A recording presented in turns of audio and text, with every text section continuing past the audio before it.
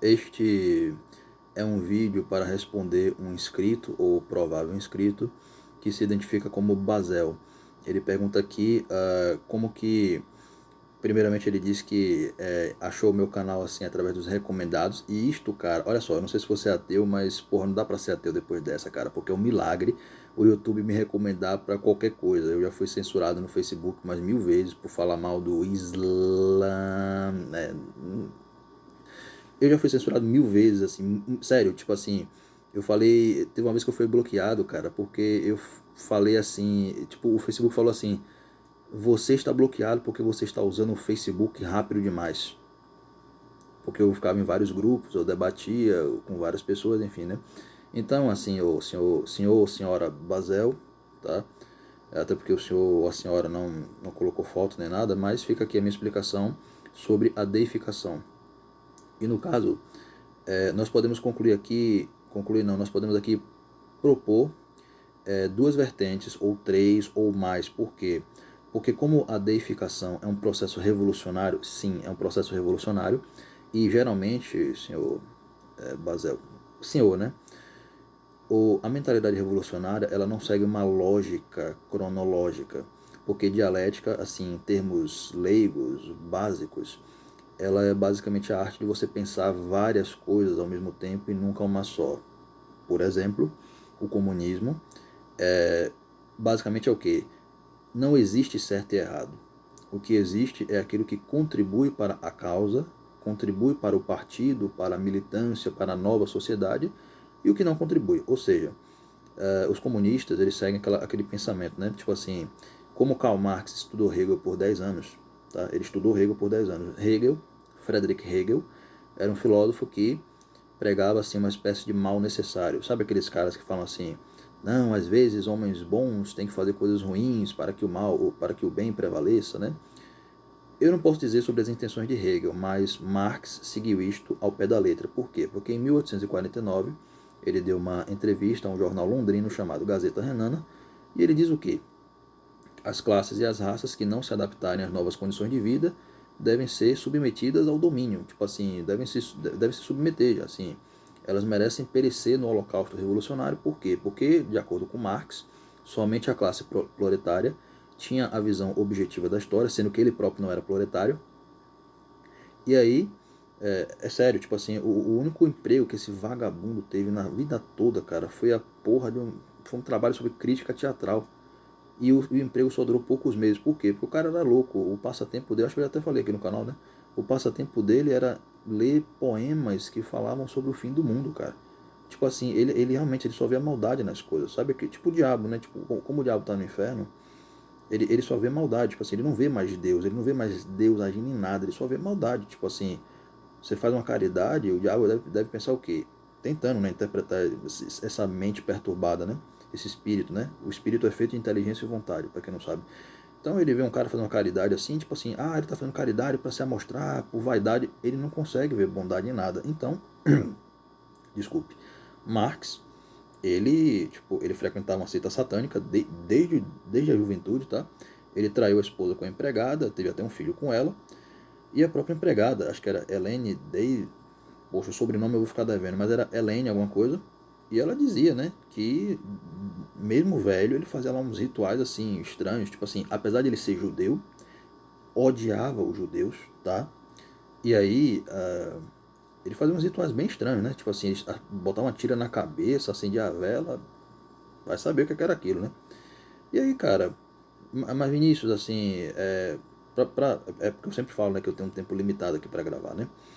Mas o que isso tem a ver, assim, mais diretamente com a deificação? Bom, se a deificação se identifica, assim, olha, pode rolar assim uma falácia, assim, sofisma, né? Tipo assim, a deificação, em termos leigos, é o quê? Uma espécie de endeusamento, né?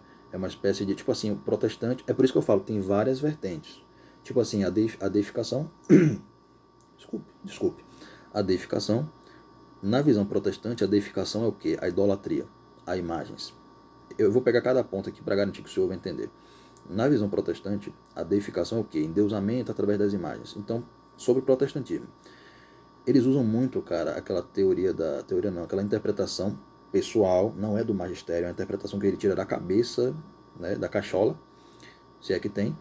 E aí ele vê lá no Antigo Testamento, né, não criar imagens, tipo assim, não adorar imagem.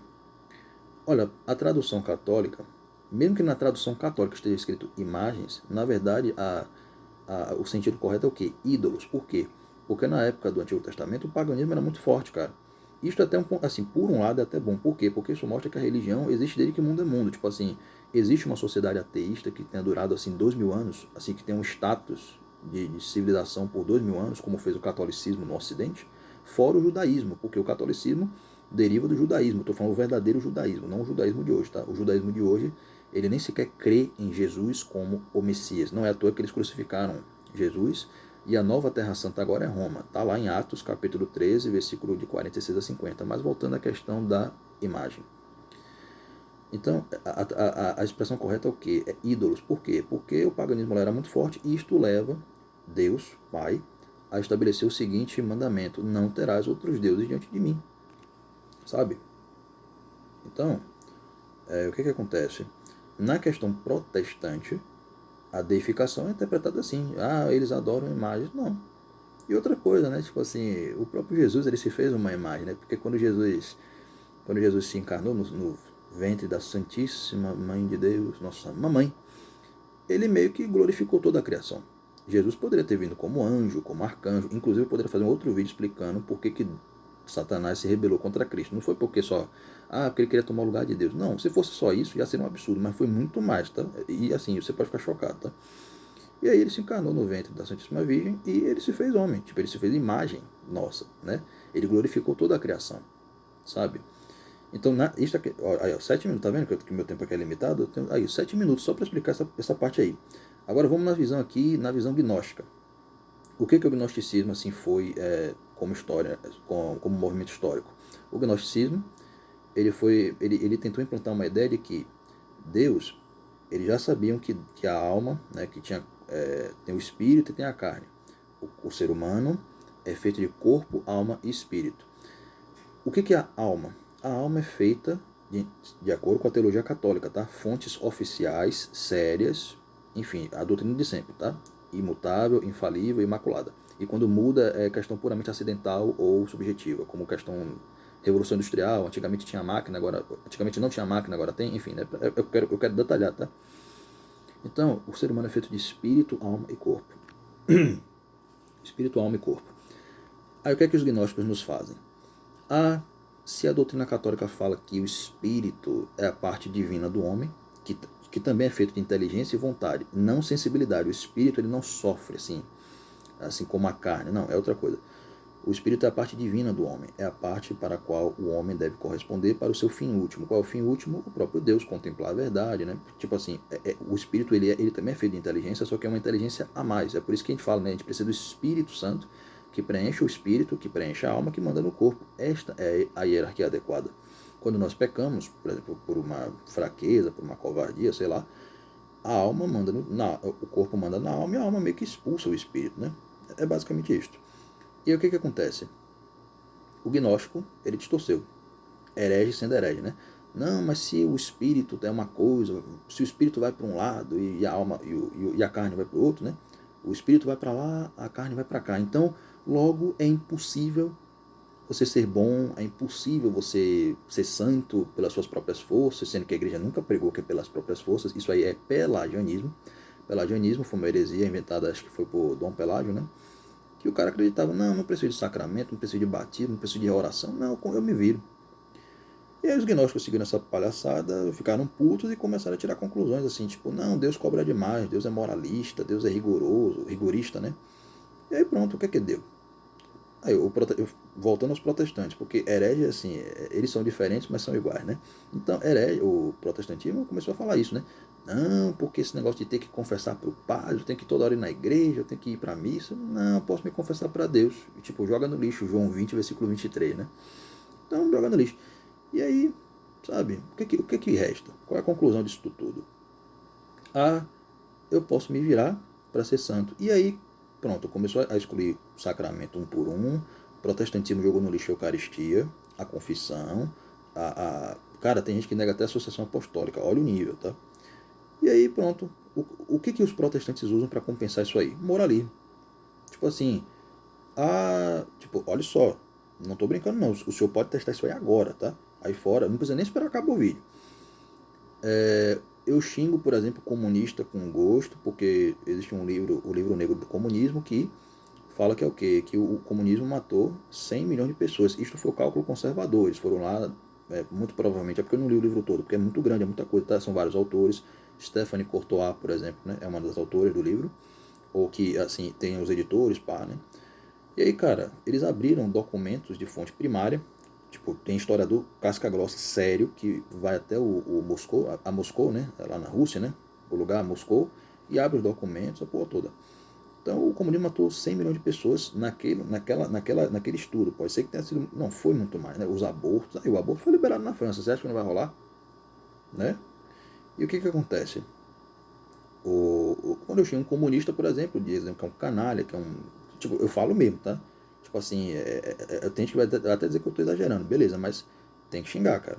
Tem que xingar. Por quê? Porque se você coloca a ética acima do que é sagrado, você não vale um peido. Por que eu uso a palavra peido? Porque eu quero mostrar mesmo que eu não tô aqui para respeitar ninguém.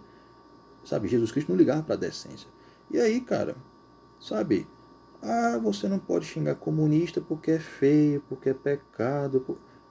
O cara não corrige o comunista que está matando católicos e o cara me repreende porque eu estou xingando. O que é isso aí? É isto que dá quando você elimina os sacramentos. Tipo, você não vai se confessar para o padre, você vai se confessar diante da seita toda, que não tem nada a ver com o cristianismo, não tem nada a ver com, sabe? É uma coisa completamente anárquica, completamente a livre interpretação das escrituras. Então é isso que deu. E aí o gnosticismo pegou, né, ou melhor, o protestantismo desenterrou isso aí, e agora você está vendo aí fora. O cristão não pode usar arma porque é violência.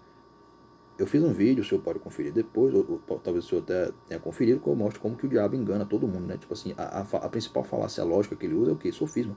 Ele não precisa nem dar uma doutrina, não precisa nem enganar todo não, só um sofisma. Ele sabe que o princípio da inteligência, da verdade, é a lógica, e ele faz uma falácia lógica, e o cara passa o quê? 30 anos pregando protestantismo, 30 anos pregando satanismo, sendo que tudo que ele devia ter feito é o quê? Combatido o problema na raiz. Qual é o problema na raiz? Protestantismo é heresia. Tipo assim, não existe livre interpretação. Não existe sola escritura. Existe o magistério. É ele que interpreta para nós. A igreja, ela é imaculada. A igreja é infalível nesse sentido. Sabe? E nós podemos discutir. Eu discuto isso com qualquer um, cara. Eu falo sem medo de errar. Sabe? Então, essa é a parte gnóstica, tá? O gnóstico, ele crê basicamente que o espírito e a carne, tipo assim, não pode assim, se agrupar mesmo. Tipo, ele até ignora os sacramentos e começa a dizer que não, Deus é moralista, Deus vai tacar um raio na cabeça da família toda do moleque porque o moleque se masturbou no banheiro, sabe? Com um negócio completamente desproporcional.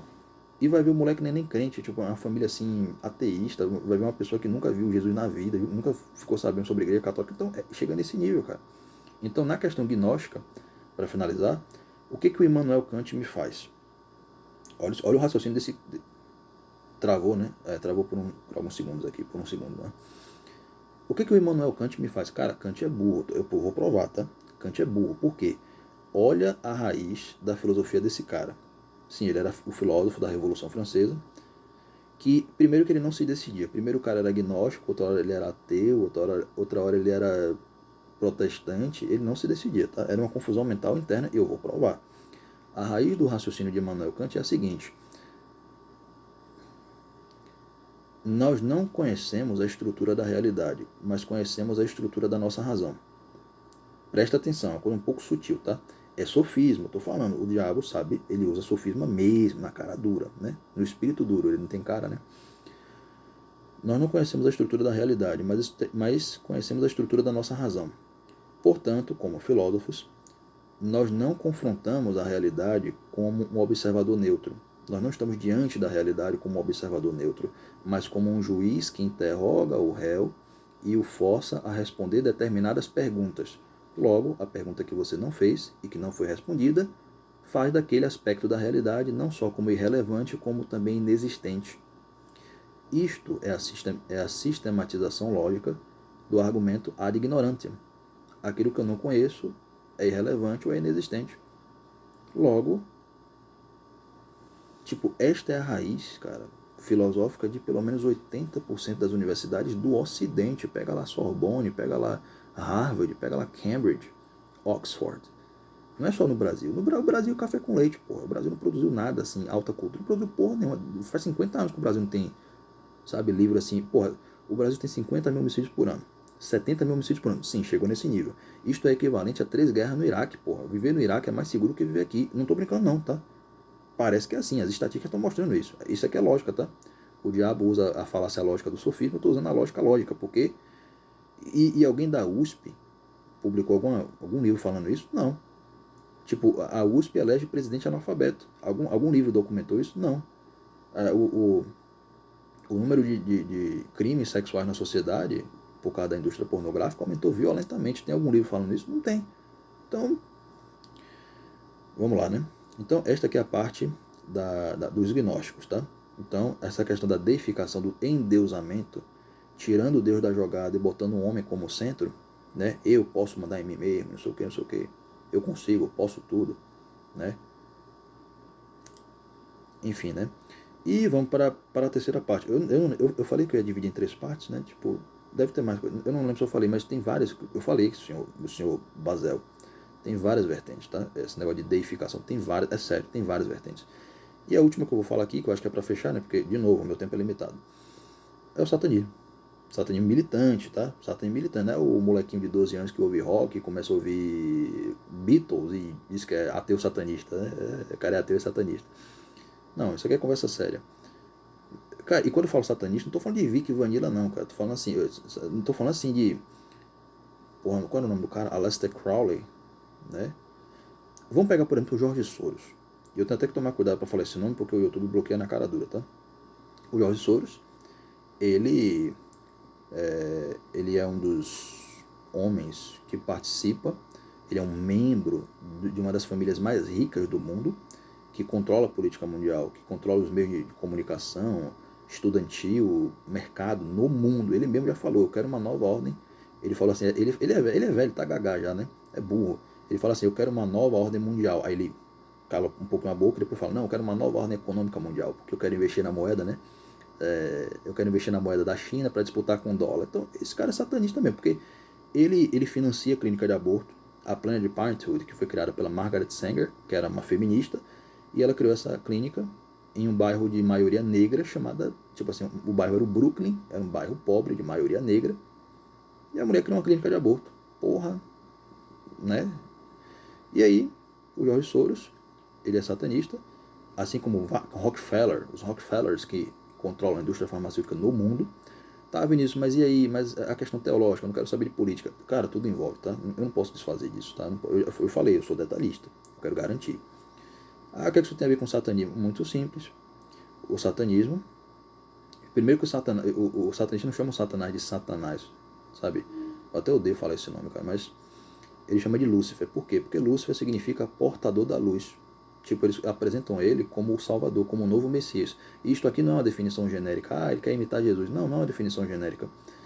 Perceba, cara, que o Jesus, né? Jesus, nosso Senhor, ele fala no Evangelho que o diabo é o pai da mentira. E quando ele fala que o diabo é o pai da mentira, ele quer dizer que o diabo é tão sofista, tão charlatão, tão desonesto, que ele é capaz de falsificar a realidade inteira. Ele quer literalmente criar uma outra realidade.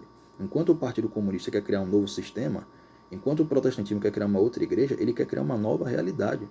Por quê? Porque ele, como ele é um demônio, ele tem uma natureza angélica. Então, a inteligência dele, a capacidade analítico, lógica dele é muito absurda, cara. É um negócio completamente desproporcional e a gente só vai vencer. E é aí que entra a questão do sacramento, da Santíssima Virgem, da nossa mamãe, que eu beijo os pés todo dia e esses pés imaculados vão pisar na cabeça de todo mundo, não quero nem saber, tá?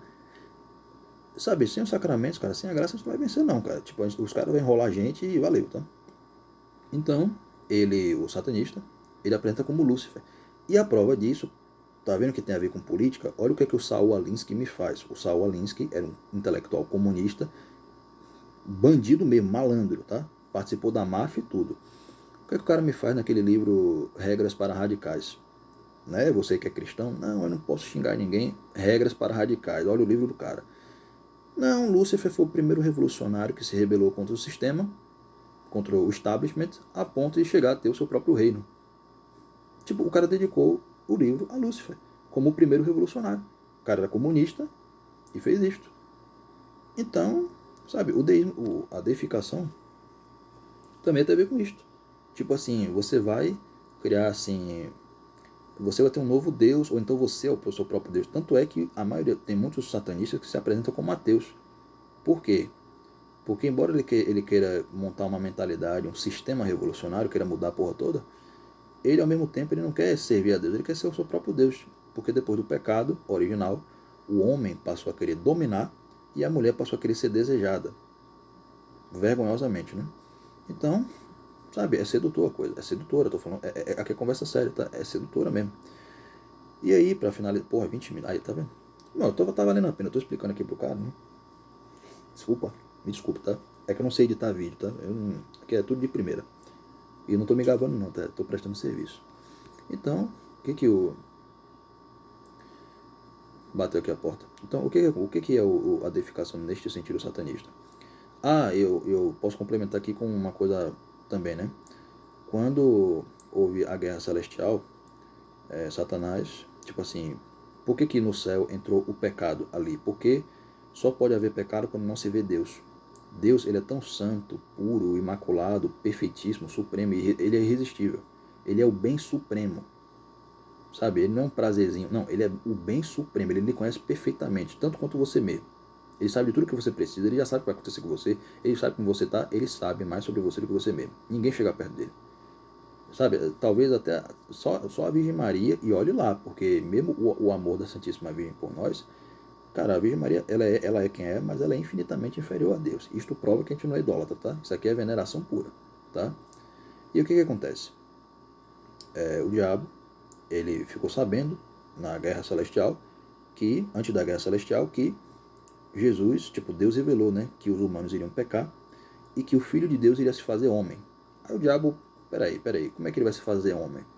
Por que ele não vira um anjo? Por que ele não vira como eu, um querubim, um serafim? Não, por que tem que ser um homem? Por que ele vai se rebaixar assim? E aí começou a vir a dúvida. Por isso que o pecado do diabo é o orgulho, é a vaidade, né? Por que veio? Por que é homem? Por que vai se rebaixar assim? E pior ainda, Deus ainda revelou que este homem, Deus, iria se encarnar no ventre de uma virgem. E que essa virgem seria a rainha dos anjos. Quando ele viu isso aí, cara, aí rolou, né, a batalha celestial, os anjos de Deus contra os demônios, e foi uma batalha intelectual. Por quê? Porque são espíritos, eles não têm corpo, não é porrada, tiro, que naquele vídeo lá do pastor, né, botando os anjos brigando com a espada, tipo, sabre de luz, que porra é essa, cara? Sabe, aí, o protestantismo é isso, tipo, dane-se Santo Tomás de Aquino, dane-se Santo... Dane-se, né, vamos meter aí a espada, né, o sabre de luz, né? Tipo, o protestante diz que vai pra luz e tá usando o lado negro da força, né? Então é isso, cara. O diabo, ele criou um novo sistema, ele é um revolucionário. E, porra, desculpa, mas o tempo aqui tá acabando, tá? Acho que essa explicação acho que já deu, né? Se tiver alguma dúvida aí, você pode me falar que a gente resolve, tá? Salve Maria. Valeu.